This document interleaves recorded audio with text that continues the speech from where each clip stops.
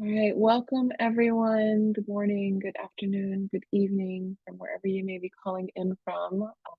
Thank you so much for joining us today. We're so pleased to have you with us for this important conversation, Voices Unearthed, Shifting the Narrative on Women Grassroots Leaders in the Climate Movement. As each and every one of you know, we are in the midst of a climate crisis.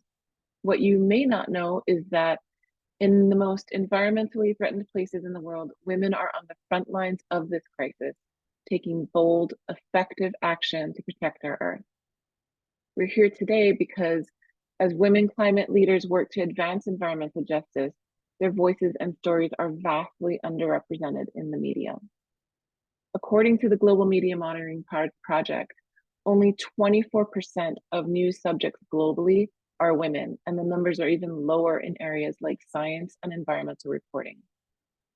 You know, as journalists, the stories that you choose to cover, the language you use, and the framing of those stories have a profound impact on public understanding and attitudes towards various issues. Your work shapes perceptions and can drive significant social change. So in our briefing today, we are going to share with you about the crucial work of women climate leaders worldwide and provide guidance on responsible media coverage that recognizes women's expertise and agency in leading environmental action. But before we get started, let me tell you about who you'll be hearing from today. My name is Kahea Pacheco. I am a co-executive director here at Women's Earth Alliance. We are also known as WEA, which you'll likely be hearing us say today. WEA is a global alliance and network that empowers women's leadership to protect our environment and the climate crisis and ensure a just and thriving world. In addition to myself, today you'll also hear from my colleagues, Amira Diamond, one of the co-founders and co-executive directors of WEA, Rose Wamawa, the founder and director of Kenyan NGO Women in Water and Natural Resource Conservation, and WEA's East Africa Program Director, and Fiona McLeod, WEA's Communications Manager. Also on the call today is Rally, our team of communications consultants. They will be following up with you all with a recording of today's call and will also be your point of contact for any questions you might have about today's briefing. If that all sounds good, we'll go ahead and get started. So I want to begin our call by turning our attention to the need to shift the narrative on women climate leaders and why it's so important. Globally, it's recognized that women's leadership is crucial for addressing the climate crisis. When equipped with the necessary tools, resources, and support, women not only impact their local environments, but create ripples of positive change that lift entire communities across the globe. According to the UN, communities are more successful in climate resilience and capacity building strategies when women are part of the planning process. In fact, research has shown that women in leadership are more likely to adopt and improve climate policy, and that countries where women have higher social and political status have 12% lower CO2 emissions than in countries where they don't. However, the stories published on climate change and environmental stewardship rarely include women's perspective or mention the impact of gender identity at all, and the problem is actually getting worse. An analysis of climate change stories during COP26 in November 2021 showed that only 2% of climate change stories contained a gender angle. And even then, we've seen the proportion of stories that touch on gender-related issues decline from 2.2% in 2017 to 2% in 2020 to just 1.4% in 2021. This suggests that in recent years, the media's already minimal interest in covering the gender aspects of this important story has declined even further.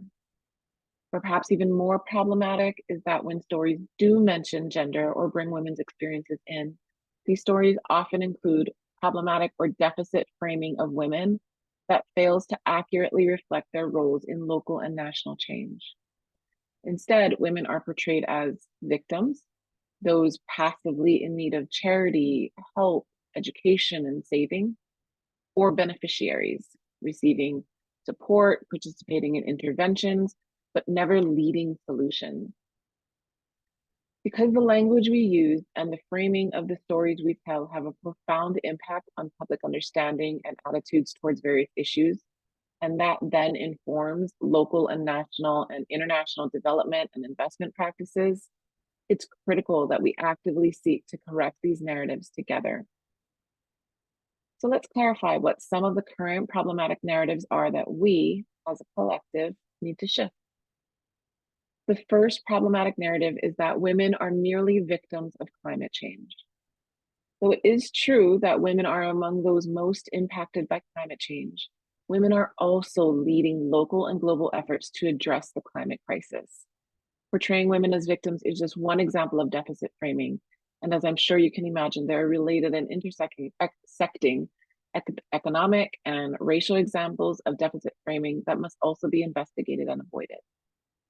The second problematic narrative we'll discuss today is that women, certainly grassroots and Indigenous women, lack education, knowledge, and expertise, and require Western science and approaches in order to solve climate change problems.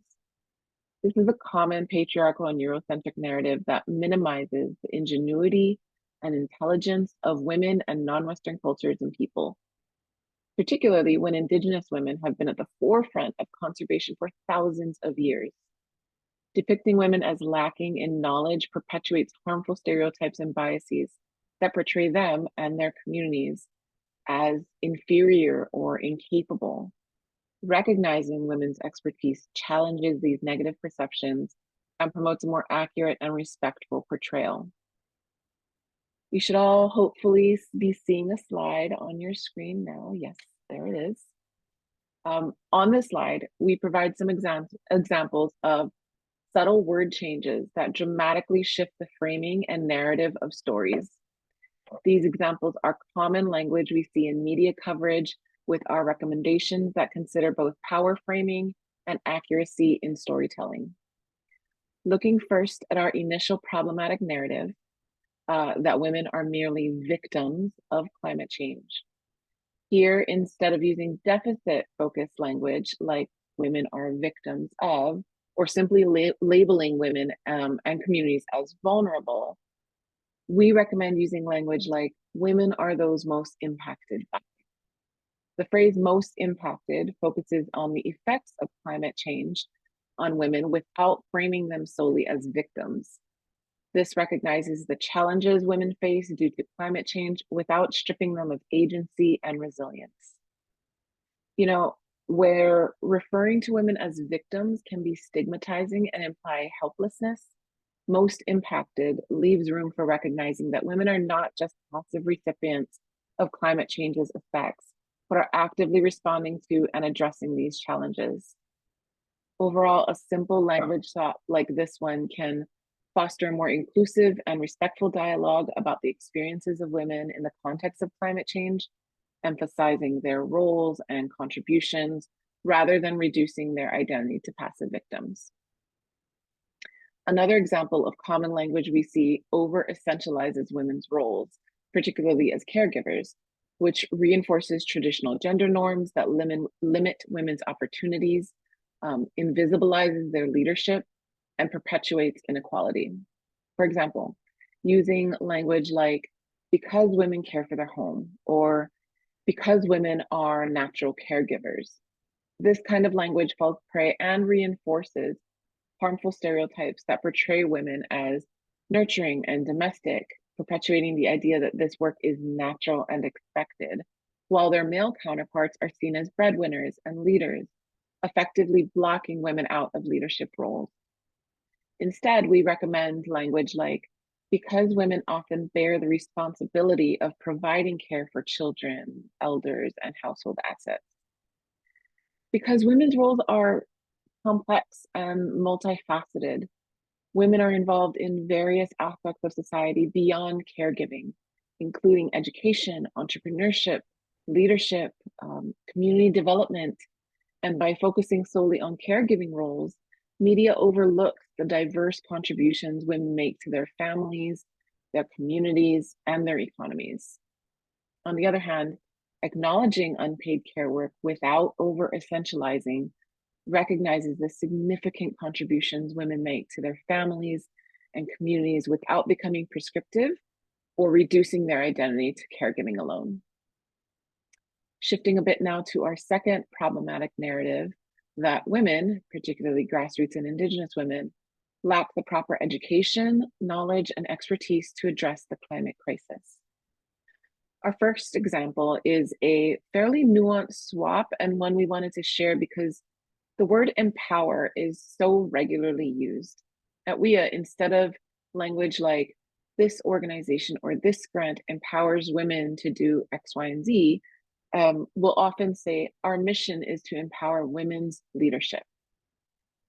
You know, the term empower is a tricky one. When used in the context of empowering women or empowering a person, it suggests that power is being granted from a position of superiority to someone perceived as lacking it. This can reinforce existing hierarchies and power dynamics, implying that the person being empowered is inherently powerless or inferior. Saying that someone is empowered by an external party can overlook their inherent strengths, abilities, and agency. It can imply that they're passive recipients of power rather than active agents capable of asserting and realizing their own power. On the other hand, empowering a concept like women's leadership instead of a person recognizes that women already have the capacity and often the experience to lead. It acknowledges their potential and existing contributions rather than implying that they need to be empowered from a position of passivity. I think it also leaves space for acknowledging systemic barriers to women's leadership that are outside of something inherent. Our final example of a necessary language swap would be in places where one might say something like, Women's Earth Alliance educates women in East Africa and provides solutions for the climate crisis impacts they face. Instead, we would recommend something like, Women's Earth Alliance partners with women in East Africa who are at the helm of climate action and solutions. The way this comes across, we must educate women and provide solutions, is extremely top-down and patronizing. Depicting women and communities at large, particularly Indigenous communities, in this way perpetuates harmful stereotypes and biases that portray them as inferior or incapable. The fact is that the biggest experts on the connections between women and climate change or women and environmental destruction are women. Local knowledge, Indigenous knowledge, is often deeply embedded in cultural context and is so often shown to be more relevant and appropriate for addressing local challenges. Western ideas of knowledge and expertise may not be suitable for all contexts and can sometimes lead to ineffective or unsustainable solutions. Recognizing grassroots women's expertise with a language swap like this not only democratizes and decolonizes knowledge in a way, it also challenges these negative perceptions and promotes a more accurate and respectful portrayal. So, as we think of what it means to shift the narrative on women climate leaders from a problematic, deficit-framed narrative to more accurate story of what's happening on the ground, let's keep in mind two key points. Number one, if women's voices are left out of climate discussions, our conversations about the climate, about the crisis and solutions are incomplete and distorted. And number two, if women's roles are portrayed passively, we invisibilize their critical contributions and leadership in addressing climate challenges. Because the fact is that grassroots women are facing disproportionate challenges in the face of the climate crisis. And they are also at the helm of critical solutions, without which we will not be able to effectively address climate change. I apologize for dogs if you can hear them. I'd like to invite my colleague Amira to talk about how WIA works with grassroots women leaders to ensure that they have the resources, recognition, and networks of support they need to launch and scale lasting solutions that protect both our communities and our. Thank you, Kahea. It's really an honor to be here today. Thank you, everyone, for joining today. As we discuss the portrayal of women climate leaders in the media, it is crucial to understand the on-the-ground realities and profound impact these leaders have. Our perspective at Women's Earth Alliance is shaped by decades of working closely with tens of thousands of women leaders around the world. These climate leaders are not just participants in climate action, they are the architects of innovation and effective solutions. WIA equips grassroots women leaders with technical tools, entrepreneurial skills, financial resources, and networks of support to scale their solutions for change. Over the past 18 years, we've built a global network of women-led climate and environmental projects that are resourced, connected, have reached more than 24 million people with climate solutions, and are poised to reach even more. We work alongside grassroots leaders and locally led organizations addressing a wide range of environmental issues.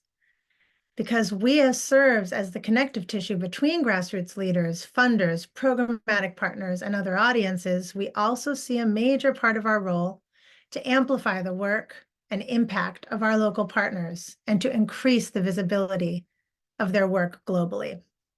Some examples of what our grassroots partners are leading include restoring critical ecosystems like the Kakamega rainforest, Kenya's last remaining rainforest that you'll hear Rose speak about, Indonesia's Lucer ecosystem, and Mexico's Great Mayan Reef. WIA projects are supporting smallholder women farmers dedicated to transitioning farmland to organic and regenerative agriculture, and to combat the impacts of chemical agriculture on their communities and indigenous seed stocks, fostering pathways to environmental leadership and STEM careers for middle and high school-aged Black girls and youth in South LA. And our colleagues in Indonesia have helped to catalyze the eco-enterprises of hundreds of women entrepreneurs, assisting village communities to transition to more sustainable and resilient livelihood options, while protecting forests and increasing women's economic autonomy. Our model is centered around recognizing and elevating the leadership and expertise that already exists in our communities, which is a huge reason we're here today. Listening to and trusting the visions and innovations of grassroots women leaders is an elegant and necessary alternative to spending months and years of time developing new and less effective strategies for how to solve the climate crisis. Our work is rooted in the premise that women are the greatest leverage point we have for increasing our collective climate resilience. And to share more an accurate depiction of how change is being made in Frontlines communities, I am honored to offer this space to Rose Wamalwa, the founder and director of Kenyan NGO Women in Water Natural Resource Conservation, or WWANC, and Rose is also WIA's East Africa Program Director. She began working with WIA in 2011 when Rose was selected as a fellow for our Global Women's Water Initiative in East Africa, and soon after, Rose launched WWANC, which improves the lives of women, girls, and other children in East Africa through access to education, health service, and capacity building for economic empowerment. Today, Rose guides WIA's work in East Africa, focusing on building women's climate resilience in Kenya, Rwanda, Tanzania, and Uganda. Rose brings deep experience in community development, social entrepreneurship, and transformational leadership for women's empowerment. She holds degrees in analytical chemistry, biological sciences, and has a master's degree of science in development studies. She is also a water, sanitation, and hygiene advocate, a climate protection champion, environmental activist, and it's an honor to work alongside her each and every day. Take it away, Rose. Thank you, everyone. I'm happy to be part of this incredible team. My name is Rose Wamalwa, and joining in from Kenya. I'm from western part of Kenya. And let me start by saying, quoting Professor Wangari Maathai's narrative. I'm very conscious of the fact that you cannot do it alone. It has to be teamwork when you do it alone, you run the risk that when you are no longer there, nobody else will do it. And I personally resonate very well with this quote. Looking back where I was born and brought up in the rural setting, I was able to really get to understand the role of an African woman. African woman is supposed to be in charge of the family, make sure that there's food on the table, there's water for the family, and take care of the home. And so growing up, that really motivated me to do what I'm doing. For today, it's very important point, sharing stories from the field. As Amira mentioned, I'm a co-founder of Women in Water and Natural Resource Conservation, a women-led organization working with grassroots women across Kenya. We are currently working in 15 counties, and through the partnership of my organization and we are happy that we have created a platform for our women to have a voice, right? And by that I mean that we are looking at the barriers of women, grassroots women in particular, just to make sure that they have solutions, they have the voice, they have the opportunities to be able to transform lives and livelihoods at family level, community level, and even at national level. And so allow me just to mention a few things about what we've been able to do in the recent past. By that I mean a couple of years, we've been working together with Women Earth Alliance. And just to start, we are promoting the nexus between women, climate change, and environmental conservation. We are focusing on building a team, a partnership, synergies with similar goals, addressing multiple challenges facing grassroots women in East Africa and Africa at large. Of course, our theory of change is focusing on women-centered community development with co-creation approach, whereby we have this platform, spaces, solutions, and opportunities through a collaborative and inclusive approach. It's important to note that women are acutely vulnerable to climate change and of course other related environmental issues because of their nature of work. You know, as I earlier mentioned, as women, especially in Africa, we play a very important role in the family. Why? Because we have to connect very well with nature, the forests. We have to connect very well with the rivers, because that's where we get water. That's where we get, the forest. That's where we get the firewood, and that's where we get other, resources that we need to run the family.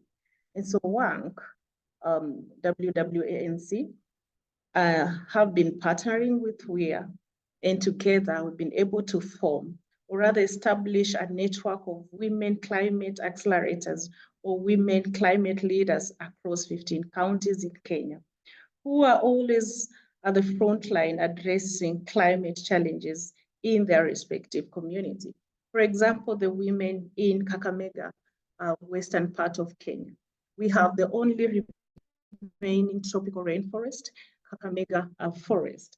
And together, through this partnership, women have been able to restore 100 hectares of this forest that has been depleted for the last 30 or so years. We've been able to establish, a massive, number of tree nurseries where we sell the seedlings, earn an income, but at the same time, be able to restore the forest. And so we have planted over 200,000 seedlings, of course, partnering with government institutions such as the Kenya Wildlife Service and Kenya Forest Service. And together we have seen this very, very important ecosystem being restored, courtesy of the Grassroots Women Initiative.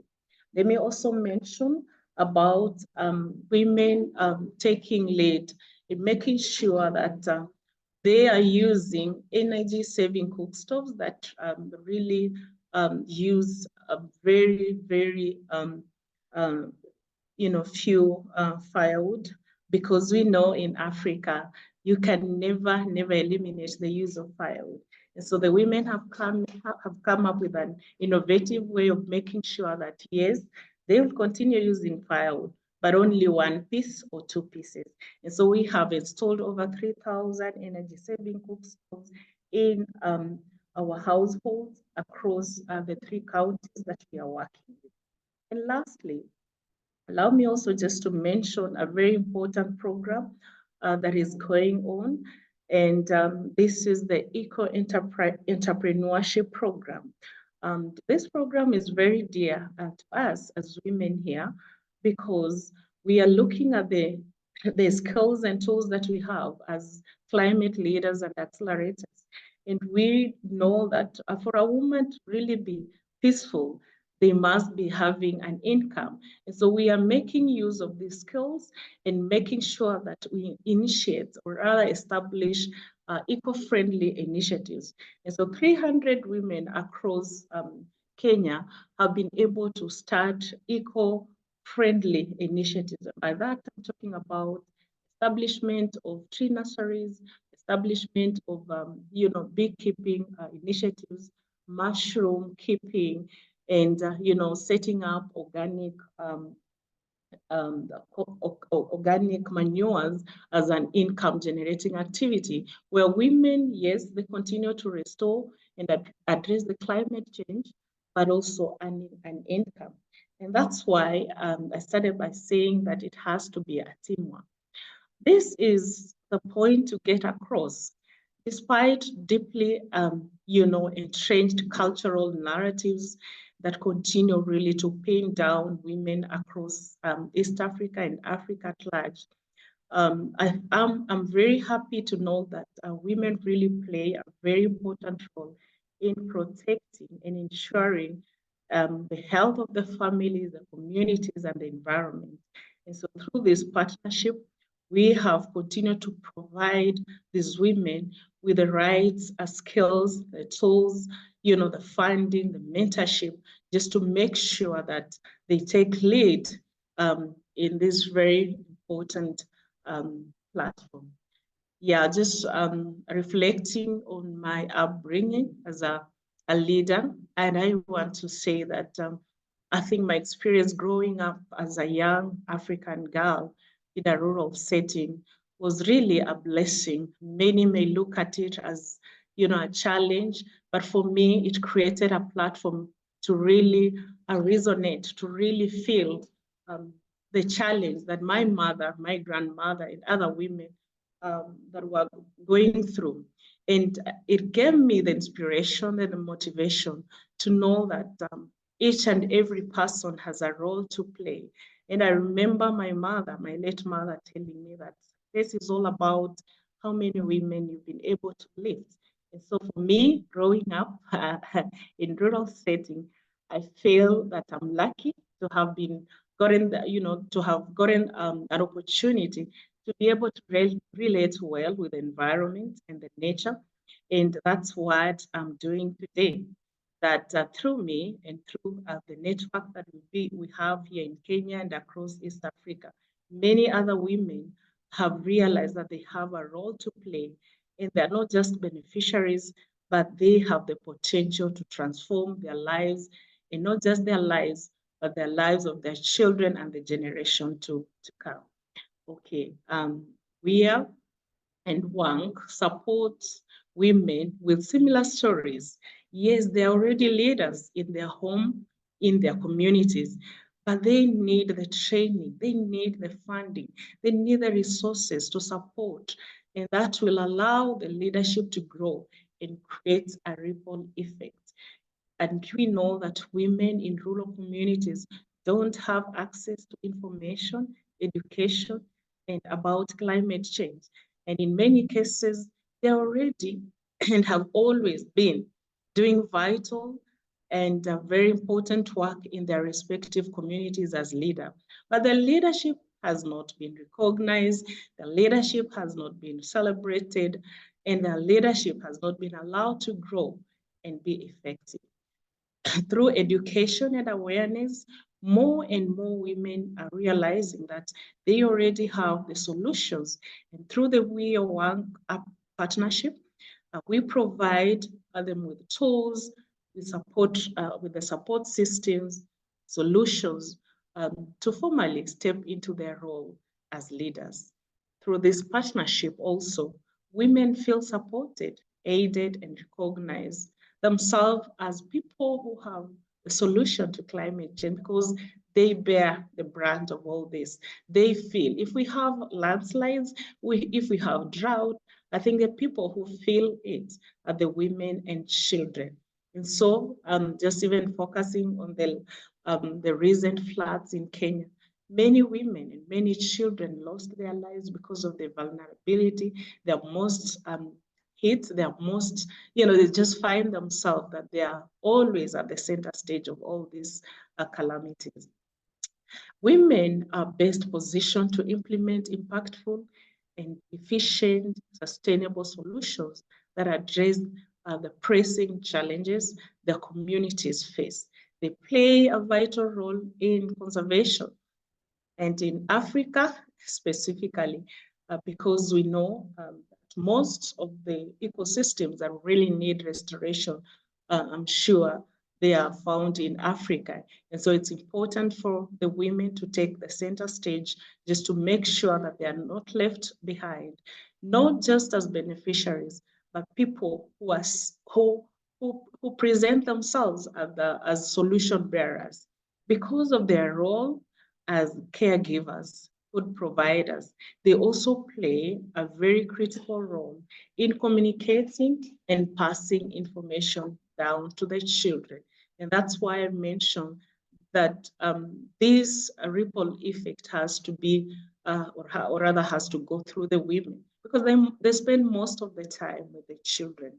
For example, and during the recent floods across Kenya, women really played a big role in assuring their families, communities were protected and involved in addressing the challenges, especially through indigenous knowledge. You all agree with us that women, especially in Africa, they may not have been lucky to go to school, but they have that indigenous knowledge that when we tap in, as social entrepreneurs, as conservationists, environmentalists, we'll be able to, co-create together solutions that are easily adoptable and are easily, adjusted in their respective communities. So this partnership has enabled women to step into leadership roles and to see themselves as being part and parcel of the planning, implementation, decision-making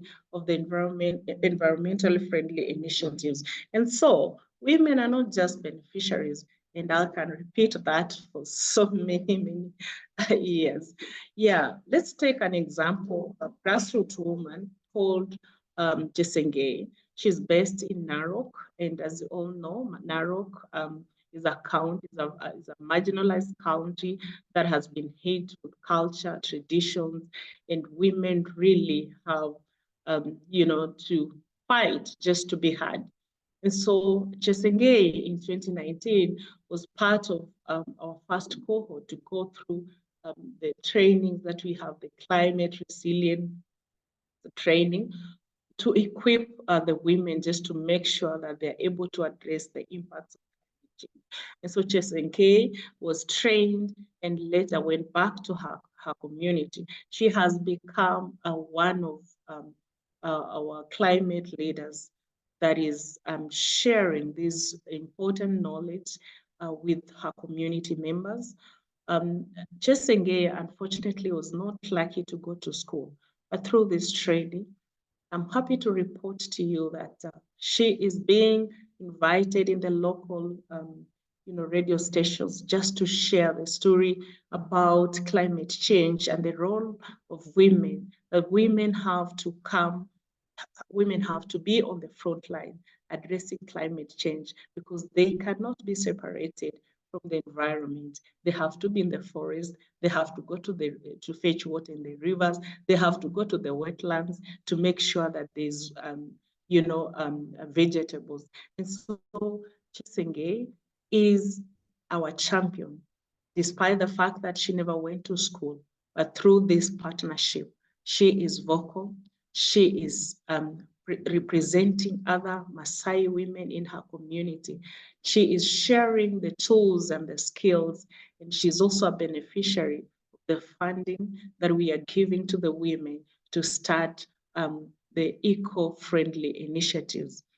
Just imagine if one woman can do that, what would happen if we had 100, 1,000? And those women, what will it be? What will it be possible if we have, this network, this alliance of women across East Africa, across Africa, and globally, who are reading from the same page and saying that the world has to listen to them, the world has to celebrate them, and the world has to know that they have a role to play.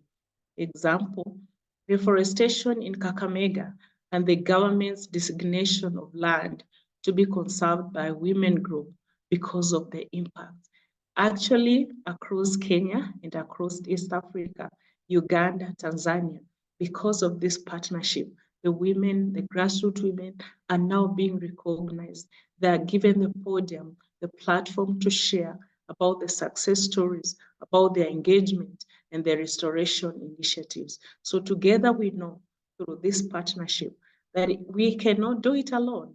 We have to come together. We have to approach climate change and environmental related initiatives as a team, as a network, because we know that when women thrive, the entire earth thrives. This is what is possible when we see the mainstreaming and narrative begin to recognize women's leadership and effectiveness in solving climate challenges. And thank you so much. I just want to encourage you, wherever you are, please let us change the narrative. Let us not see women as beneficiaries of these initiatives, but they are stakeholders and partners to make sure that the implementation of this project is a success. Thank you very much. Thank you so much, Rose, for sharing this space with us and for your thoughtful words. My name is Fiona McLeod, as Kahea introduced me. I'm WIA's communications manager, and so you've heard extensively from my colleagues today about why it's critical to incorporate perspectives and accurate framing for women climate leaders in media, and now we're going to delve a little bit into how. So first, and very importantly, one size does not fit all. For some women climate leaders, sharing their experience on a big platform brings welcome attention to their work, and for others, it raises serious safety concerns. When women leaders step up in defense of their lands, waters, territories, and to protect their families and communities' well-being, they often do so despite extreme risk of violence. This is, of course, true for environmental defenders of any gender, but as Kahea shared earlier, overlapping and intersecting disparities mean that women face even greater risks. So for example, in 2023, at least 126 human and environmental defenders were killed in Latin America alone. And in 2021, around 1 in 10 of the environmental defenders that were recorded killed were women, and nearly 2/3 of those women were Indigenous. So gender-based violence that's rooted in misogyny and discriminatory gender norms is also used against women, environmental and climate leaders and human rights defenders to control, silence them, and to suppress their power and authority as leaders. So that's even one more reason the importance of shedding coverage and responsible media coverage on women's climate leadership. And these risks that many women environmental leaders face is on top of the reality for many of the world's women who live in places where their rights are not protected, either by law or due to deep and culturally entrenched social norms. So for example, our colleagues in the Aceh province of Indonesia live in a place where women aren't allowed to own land or to claim dependence. And in Mexico, our colleagues live in a context where these culturally entrenched machismo has led to one of the highest and still escalating rates of femicide in the world. So as I shared, gender, race, and class or caste intersect and increase the risk of violence for women environmental defenders, and especially Indigenous women and other women of color, immigrants, refugees, and those experiencing poverty. So all of this is why it is particularly critical for journalists and others who are shedding light on climate change related or environmental justice stories to be cognizant of these realities in reporting and to recognize the important role that journalists and media play in protecting sources. So responsible media coverage also means, as much as possible, ensuring that journalist coverage doesn't perpetuate or increase risks to your source's safety or well-being. We think that being aware of this and responsive to this reality is a critical component of responsible media coverage. So we're going to share a couple of strategies for navigating these risks. First and foremost, we recommend conducting a thorough risk assessment before engaging with your source. Always consider the potential dangers that they may face as a result of their visibility. You might ask yourself, what are the specific risks in this geographical area? What are the cultural sensitivities? Are there any political factors that could exacerbate the danger? So that's incredibly important to always conduct preliminary research on this local context and the specific challenges that women leaders in the region might face. And you can always communicate clearly with your sources about the potential risks and involve them in the decision-making process regarding their participation and the level of anonymity that they require. Building trust with sources, of course, is super crucial, especially in sensitive situations, because trust fosters open and honest communication, which is essential for accurate reporting. To build trust, here at WIA, we always think about listening with empathy. So before bringing any journalistic expertise, try to bring your humanity. Ensure that your sources feel safe and respected as much as possible. Help guide them with compassion. Communicate with them so that they can, begin to understand how their story will be heard by a larger audience and work together to frame their message in a way that is both impactful and safe. So, as always, clear and effective communication is the key. And in regions where women activists may face persecution or backlash for their work, always, always, always prioritize your sources' safety over the story. This might mean taking extra precautions to protect their identity and ensure their safety both during and after the reporting process. So make sure that you always ensure that any publication or broadcast that involves your sources safeguards their identity if needed.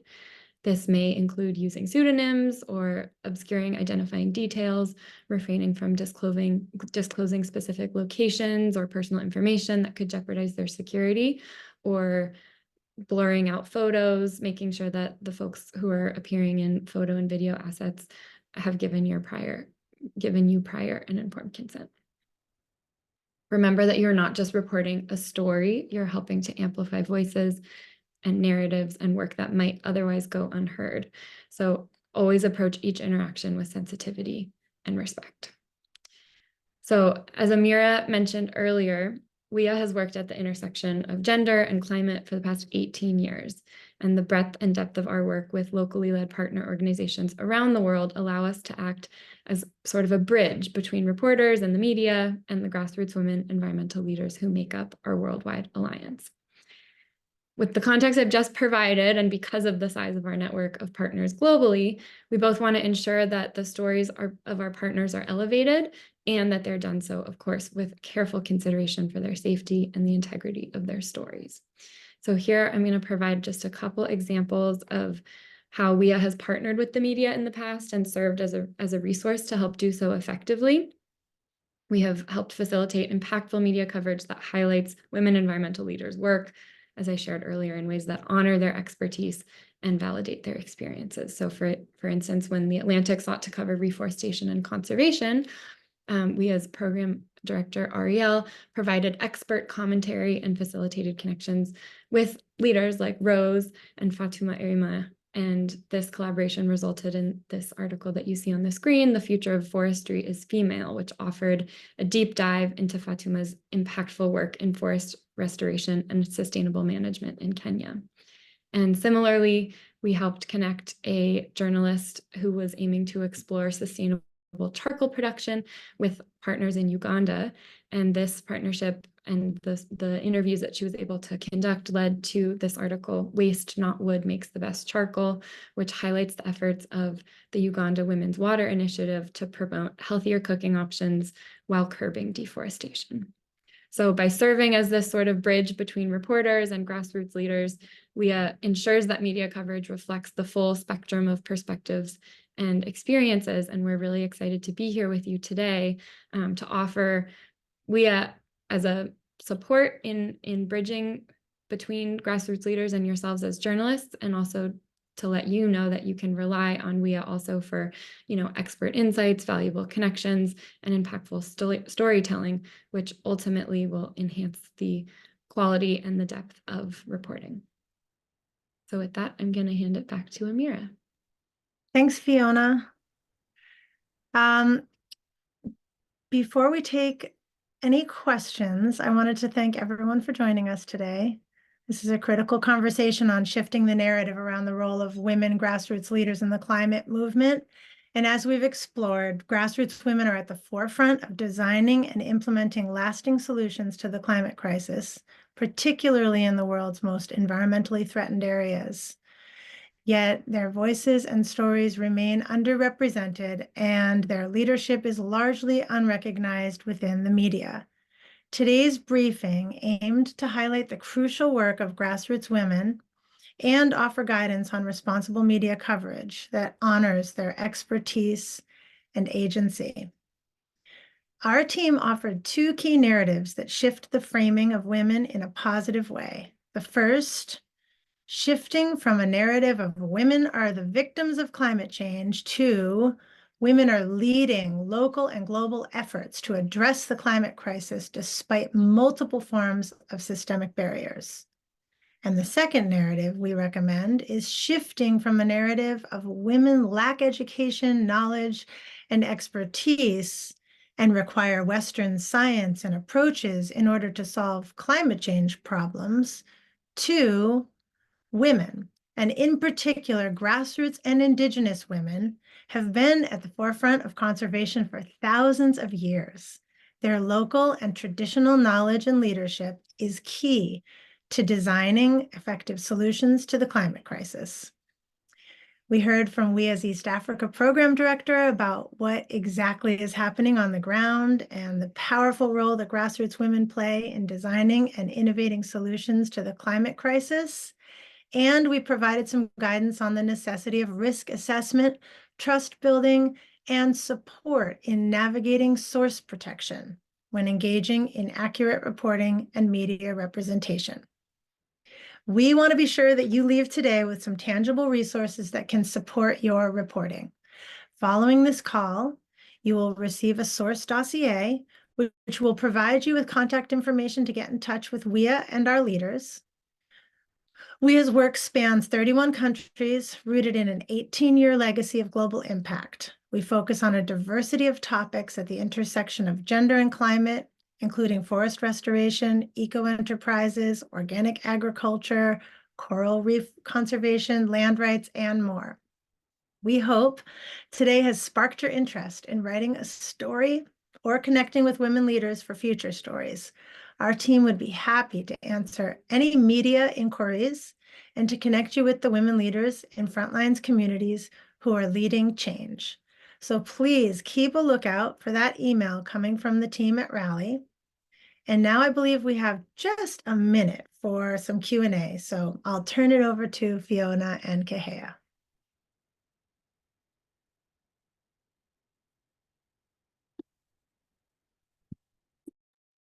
Great. Yeah, if anybody has any questions, feel free to raise your hand. You can go off mute and ask a question, or feel free to drop anything in the chat.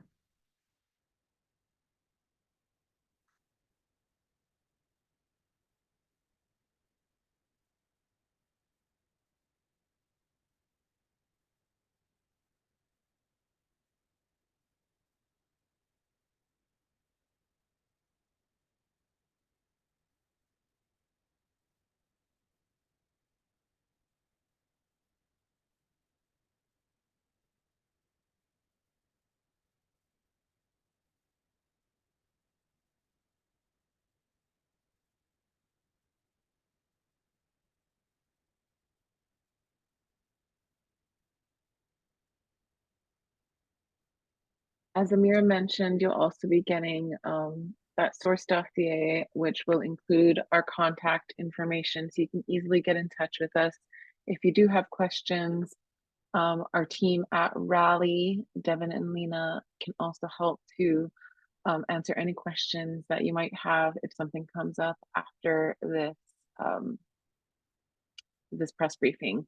But we can just wait a couple more minutes in case any questions percolate, and we'll end on the hour.